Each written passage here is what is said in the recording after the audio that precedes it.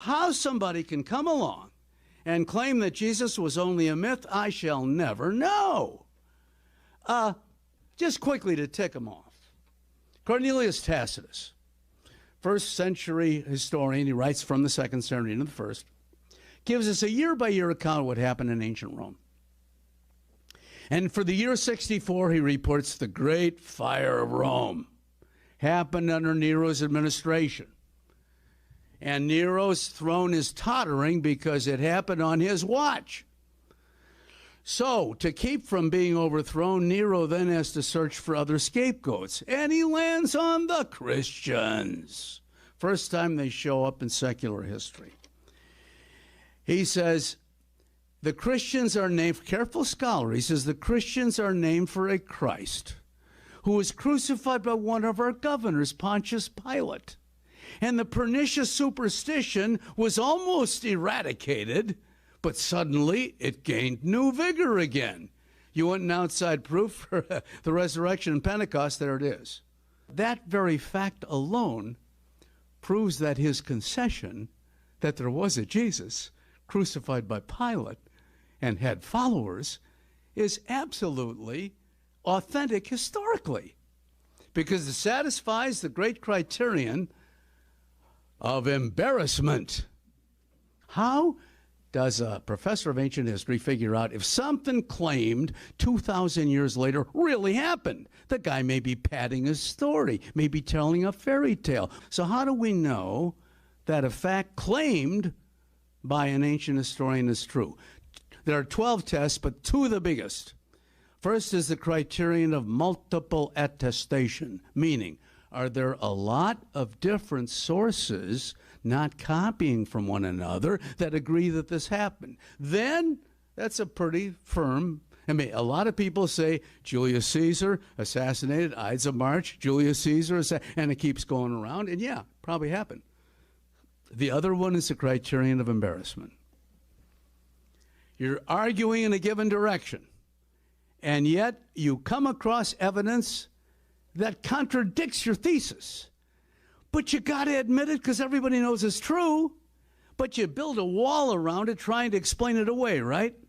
Then 2,000 years later, that problematical counter-evidence is absolutely authentic. See it? See, otherwise, they wouldn't have had bothered to defeat the argument. So here in a hostile source, it would have been in their interest to shut up about Jesus entirely. Tacitus thinks there's so much sewage. But he was an honest historian trying to figure out where this crazy sect started, okay? This is pretty overpowering evidence. Atheist New Testament scholar Gerd Ludemann declares that Jesus' death as a consequence of crucifixion is indisputable. John Dominic Crossan of the infamous Jesus Seminar says that there is not the slightest doubt about the fact of Jesus' crucifixion under Pontius Pilate. Marcus Borg, another member of the Jesus Seminar, states that Jesus' execution is the most certain fact about the historical Jesus. Jewish scholar Pinchas Lapid concludes that Jesus' death by crucifixion is historically certain. According to Paula Fredrickson, a convert to Judaism, the single most solid fact about Jesus' life is his death. He was executed by the Roman prefect Pilate on or around Passover in the manner Rome reserved particularly for political insurrectionists, namely crucifixion. And as everyone's favorite scholarly critic of Christianity, Bart Ehrman, maintains, one of the most certain facts of history is that Jesus was crucified on orders of the Roman prefect of Judea, Pontius Pilate. If the resurrection account had been fabricated, the apostles, upon facing death, would have recounted their testimony. Now, many are willing to suffer and die for what they believe to be true. Many people here would suffer and die for what you believe to be true. But our case is different than their case. We suffer and die for what we believe to be true. They suffered and died for what they knew to be true. Nobody suffers and dies for what they know to be a lie. If you look at the accounts, the extra-biblical accounts of how these men died, some of them were filleted. They were splayed out and they were flayed alive. Their skin was peeled off them while they were alive. Others were boiled in oil. You would think if this were made up, they're heating up the oil, and the apostle would be like, hey guys, psych, April Fools? Let me show you the body. All of these men went to their death. And John to banishment. Nobody suffers and dies for what they know to be a lie. That the apostles were tortured and killed for their testimony of the resurrection supports the resurrection's authenticity. We die for what we believe to be true. They died for what they know to be true. That's the difference. That's the difference. Let's look at a historian. One of the greatest historians of the 20th century was Will Durant. He wrote The Story of Civilization. In Volume 3, it covers Caesar and Christ. So what does an expert historian have to say about the accounts of the Gospels? What does he say? Commenting on the Gospels, he says, quote, "The contradictions are of minutia, not substance. In essentials, the synoptic Gospels agree remarkably well and form a consistent portrait of Christ. In the enthusiasm of its discoveries, the higher criticism has applied to the New Testament tests of authenticity so severe that by them 100 ancient worthies, for example, Hammurabi, David, Socrates, would fade into legend." So what he says is the New Testament has been put through such rigor. If any other classical document had been put through such rigor, it would have faded into legend.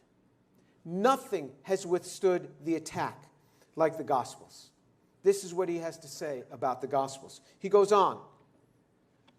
Despite the prejudices and theological preconceptions of the evangelists, meaning the disciples, they record many incidents that mere inventors would have concealed. The competition of the apostles for high places in the kingdom, their flight after Jesus' arrest, Peter's denial, the failure of Christ to work miracles in Galilee, the references of some auditors to his possible insanity, his early uncertainty to his mission, his confessions of ignorance as to the future, his moments of bitterness, his despairing cry on the cross. No one reading these scenes can doubt the reality of the figure behind them. That's Will Durant. That's an expert historian. That's what he has to say. But he's not done.